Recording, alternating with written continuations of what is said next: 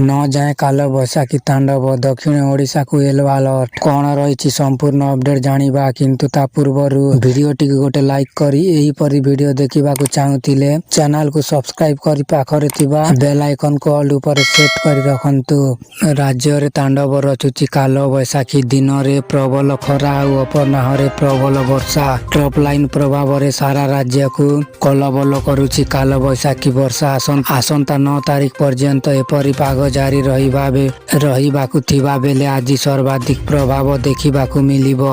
एथिपाई गजपति गंजाम रायगढ़ और कंधमाल रे वर्षा सांगकु झड़ पवन और घड़घड़ी बिजुली नहीं येलो अलर्ट जारी होईची। वर्षा समय रे 40 रु 50 किमी बेगरे बहिबो पवन। आसंता काली उत्तर अभ्यंतरीण ओडिशार किछि जिला रे वर्षा हेबो। बंगोपसागर रु आसुथिबा जलीय बाष्प वर्षा पाई सहायक हेउछि। 10 तारिख परे सामुद्रिक पवन राज्य को प्रवेश करिबो नाही फल तापमात्रा वृद्धि पाइबो एवं वर्षा कमिबो बोली पाणीपाग विशेषज्ञ आकलन करिसंती।